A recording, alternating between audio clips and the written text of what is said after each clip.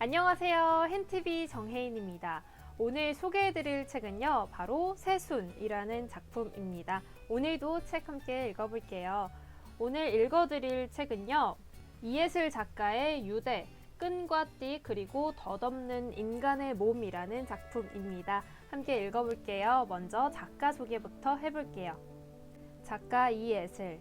누군가 저를 보면 직선 모양의 사람이 떠오른다고 말했습니다. 마음의 모양이 직선으로 생겨먹어서 좋고 싫음을 또는 어떠한 마음들을 쉬이 숨기지 못한다고요. 그래서 곧잘 간파당하고 이용당하기도 종종인데요. 그래도 그런 제가 좋대요. 간사한 마음이 저를 농락하지 못하도록 더 소중히, 더 조심히 대하는 방법을 배우게 한다고요.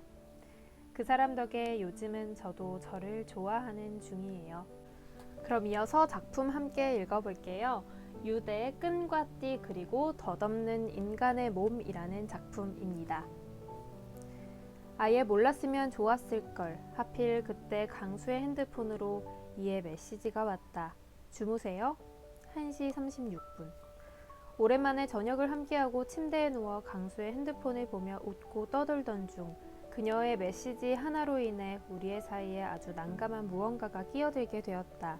말로 형용할 수 없던 직감이 형체화되어버린 의심. 그때부터 내 뒷덜미에는 늘 개미 한 마리가 지나가는 듯 했다.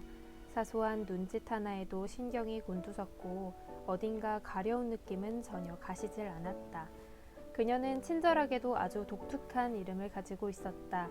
나는 그녀의 이름을 잊지 않고 기억해뒀다가 떨리는 마음으로 세 글자를 SNS에 검색했다.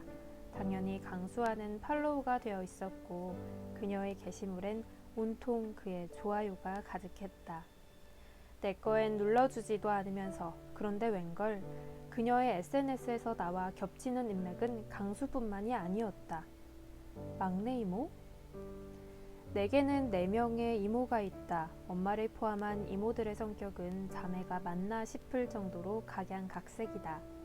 우리 엄마는 장녀이니만큼 책임감과 인내심이 강하다. 둘째 이모는 자기 주장이 강하고 조금은 제멋대로인 기질이 있으며 셋째 이모는 겉으로는 세 보여도 누구보다 섬세하고 다정한 사람이다. 넷째 이모는 애교가 많고 따뜻하며 막내 이모는 부드러워 보이지만 제 할 일은 누구보다 잘 해내는 외유내강 타입이다. 막내 이모는 나와 비슷한 사람이다. 주변 사람들로부터 그런 말을 많이 들었고 내가 생각하기에도 그랬다. 외형적으로는 키가 작고 축 처진 눈매와 그 밑에 점, 조금 높은 코와 좁은 어깨, 단단한 종아리 같은 것들이 그랬다. 그 이외에는 학창시절 공부를 잘했다던가 무일푼으로 무작정 해외여행을 떠날 만큼 강단이 있다던가 또 생각보다 순해보라던가 하는 것들. 자주 만나지는 못하지만 같은 피가 섞여 있을 테니 이런 공통점들이 이상할 일은 아니었다. 그래서 평소에도 인식하고 있을 정도는 아니었지만 막내 이모에게 느끼는 유대감은 깊었고 종종 내가 그녀의 뒤를 따라 걷고 있는 건 아닐까 하는 생각도 하곤 했다. 이모의 출산 이후 그녀와는 거의 보지 못하게 되었지만 나는 여전히 나이 차이가 많이 나는 내 동생들보다 이모와 더 친한 사이를 유지했다. 여기에서 친한 사이라 함은 마냥 호의적인 관계라기보다는 서로가 필요할 때만 확인하는 SNS 팔로워 정도의 사이라고 할 수 있겠다. 나는 이에 함께 팔로우하는 사람 목록에서 이모의 아이디를 확인하는 순간 곧장 그녀에게 전화를 걸었다. 이모, 일하는 사람 알아? 내가 걔를 어떻게 알아? 그 친구 우리 회사 인턴인데. 우린 아무 일도 없었다는 듯 4년 만에 대화를 나눴다. 내가 먼저 이모에게 연락했다는 사실에 자존심이 상했지만 지금은 그게 문제가 아니었다. 심장이 미친 듯이 뛰었다. 박강수에게 기만당했다는 사실 때문이 아니라 주도 면밀한 그가 흘린 증거를 주었다는 사실 때문이다. 나는 총 4년을 사귄 개자식의 바람을 더 자세히 파헤칠 수 있는 갈림길에 서 있었고 그 사실은 나를 꽤나 흥분시켰다. 덮고 넘어가거나 그에게 직접 따져 물을 수도 있는 일이었지만 흥미진진한 추리를 놓칠 내가 아니었다. 나도 모르게 내가 웃고 있다는 사실에 약간의 소름이 돋을 정도였다. 뻔뻔한 이모는 어떻게 잘 지냈냐는 물음 하나도 없었다. 잠깐의 정적에 대해서 무슨 일이냐는 걱정도 역시 없었다. 분한 상황들을 어떻게든 역전시켜보려 이모와 강수를 번갈아 떠올려 보았다.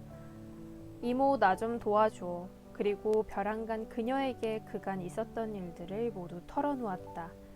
슬기야, 강수 같은 애 만나지 마. 오랜만에 만난 이모가 말했다.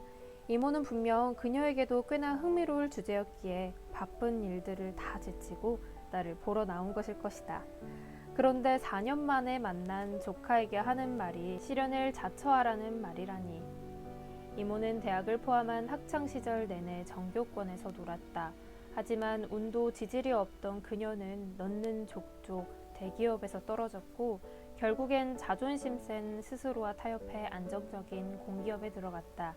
그런 이모는 누군가에게 무시당하는 걸 굉장히 싫어하고 또 무시당하지 않기 위해 한 발 먼저 상대를 깔보는 경향이 있다. 그러니까 본인은 누구보다 잘난 사람이라는 것. 그래서 그런지 자신이 더 많이 안다는 것을 과시하고자 하고 남의 인생에 훈수 두는 걸 좋아한다. 간섭을 통한 권위 확인, 이모가 가장 잘하는 일이기도 하다. 그런 이모에게 옳다구나 하고 떠들어낸 건 분명 나의 잘못이었다. 웃긴 건 내가 이모부를 처음 소개받은 자리에서 이모에게 귓속말로 한 말도 저 말과 동일하다는 것이다. 도대체 이모 자신은 얼마나 괜찮은 사람을 만난다고 나더러 저럴까? 내가 이모보다 더 괜찮은 사람을 만나서 그런가? 차라리 그렇다면 이해할 만하다. 하지만 이모는 분명 내가 이모부를 좋지 않게 봤기 때문에 이번 기회에 강수를 더 깎아내리려는 것이다. 나도 강수가 쓰레기라는 사실 정도는 잘 알고 있다. 이런 얘기를 이모한테까지 듣고 싶진 않았다. 내가 아까워서 그래. 거짓말. 이모는 변한 게 없다. 그녀는 자신의 의견을 설득시키려 입에 발린 소리를 곧잘하곤 했다. 아무 말도 하고 싶지 않았고 그저 이모를 바라볼 뿐이었다. 그런데 눈에서 암울한 과거가 반복될지도 모른다는 불안을 확인한 것일까? 이모는 흠칫거리며 입을 뗐다. 휴, 알았어. 알았다고. 그냥 이가 SNS에 올리는 것들만 다 캡처해주면 돼? 내가 기억하는 이모와의 첫 만남은 그리 좋지 못했다. 14살을 하루 앞둔 그날은 하늘이 아주 흐렸고 엄마의 표정은 더 흐린 날이었다. 나는 TV를 보고 있는 엄마의 등 뒤에서 까무룩 잠이 들었는데 누군가 문을 여닫는 소리가 들려 잠에서 깼다. 집에는 분명 엄마와 아빠 나뿐이었으니 집을 나간 것은 당연히 아빠라고 짐작했다. 엄마의 등은 아주 작게 흔들리고 있었다. 상황은 정확히 알 수 없었지만 나는 지금 내가 깨어있다는 것을 엄마가 알면 안 될 것 같다고 생각했다. 그렇게 숨을 죽이고 몇 분이나 지났을까? 나는 다시 잠에 들었고 또 누군가 들어오는 소리에 눈을 떴다. 막내 이모였다. 그녀는 잠결에 인사하는 날더러 더 자라는 말만 남긴 후 엄마를 데리고 방으로 들어갔다. 그렇게 확인한 집안에는 아빠의 흔적이 그 어느 것도 남아있지 않았다.